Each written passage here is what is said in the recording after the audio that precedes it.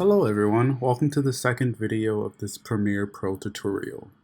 In this video, we are going to learn about the workspace of Premiere, and we're going to go over each specific panel in Premiere Pro so that you guys can understand how to use the software. So what I've done is that I've opened up one of my old projects that I did for a school at NYU. So what I'm going to do is I'm going to use the clips and the music here to help you understand the workspace by actually performing tasks. So I've already opened up Premiere, as you can see here. But the first thing we're going to do, we're going to understand what this entire interface is. So Adobe Premiere uses what is called a docked panel-based interface. What that means is that everything, all these different panels, let's click a panel. This is a panel, this is a panel, this is a panel, this is a panel. These panels are docked into the interface. But there's also workspaces that Premiere hosts. These are our workspaces. We have an assembly workspace. The assembly workspace is used to assemble videos. The editing workspace, the one that you'll primarily use, and the one that I'm going to focus on in this video. We have a color workspace, which basically allows for color correction to the video clips. An effects workspace, which allows you to apply different video effects and audio effects as well as transitions to the videos. An audio panel, which allows you to adjust the audio ranges. A graphics panel, which allows you to add titles. And a libraries panel, which allows you to get other assets from things like Adobe Stock. We won't focus too much on all of these panels. We're going to focus primarily on the editing workspace. So our editing workspace, like I said, is the panel that we're primarily going to use the most. But in this workspace, we have a variety of different things that we must get familiar with before we understand how to use it. So let's get started. First thing we're going to go over is the source monitor. Let's think of the source monitor as our preview screen. Whenever we're trying to import a clip into our timeline, which is here, we would usually scrub the footage using the source monitor. So in my project panel down here, I would double click the footage, the particular or the clip that I like, and I would basically play the footage and select the portion of the clip that I want in my video. So I would set what is called an endpoint, and we'll go over using the source monitor a little bit more. But an endpoint is basically where we want our footage to start. I would press the key I, and then I would select an out point, and I would press O for that. So again, an endpoint is where we want the clip to start, and an out point is where we want the clip to end. So as we are building our story within the timeline, we're using the source monitor to help us select the particular points that we want and import them into the timeline. So now we're going to go to our next monitor.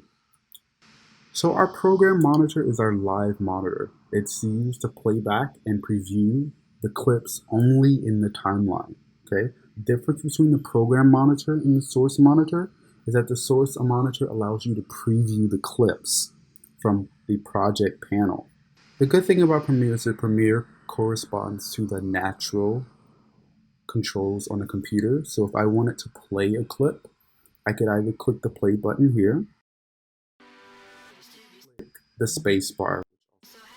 All right. Now we're going to go over here to our project panel.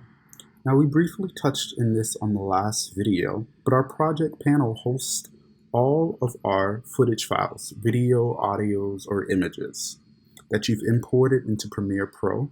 It also hosts our sequences, titles, and any other materials that you create in the Premiere Pro application.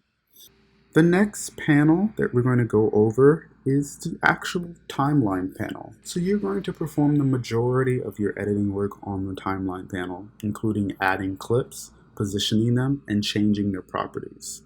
You also use a timeline to add effects and transitions to the video and audio clips in your project. Each sequence in the projects is separate independent timeline. When multiple timelines are visible, the panel uses a tab display similar to a web browser to separate each. So the last thing we're going to do today is we're going to understand the tools that Premiere has to offer. I'll first go over the ones that we're going to typically use and use the most, as you'll see throughout the other videos. So the first tool that we're going to go over is the selection tool.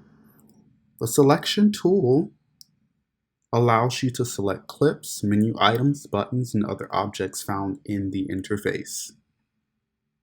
The selection tool is a default tool. It's going to always default to the selection tool when you open up Premiere. Most of the actions that you'll perform in Premiere uses the selection tool. If I wanted to select a clip, I can do so using the select tool. Also, if I wanted to delete the clip, I would use the selection tool. If I wanted to select another panel, I would use the selection tool. Just as you use a mouse on a computer, you use the selection tool in Premiere. Okay, so think of the selection tool as our mouse within Premiere. Okay, our next tool that we're going to go over is called the razor tool, and it's right here. The razor tool allows you to split clips in the timeline. Let's look at this clip real quickly.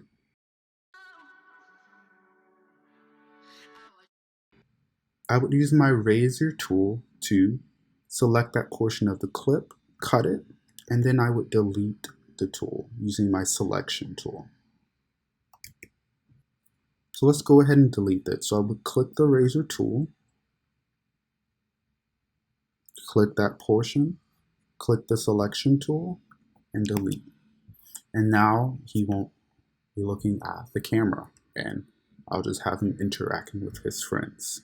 Okay, so think of the razor tool as your secondly most used tool in Premiere, because even though we use our source monitor to select the portions of the clip that we primarily want in our video, sometimes it might not work out the way we want, and we might have to get rid of some more sections in that particular clip, or even in audio as well. We can use the razor tool both in video and in audio. Last thing we're going to go over, we're going to take a look back at the timeline. In our timeline, we have what is called video tracks and audio tracks. So our video is on the top and our audio is on the bottom. Correspondingly, it would reference V1 would be video, V2 is also video, and as it progresses, it's still video. And then as you can see on the bottom, our audio tracks A1, A2, A3.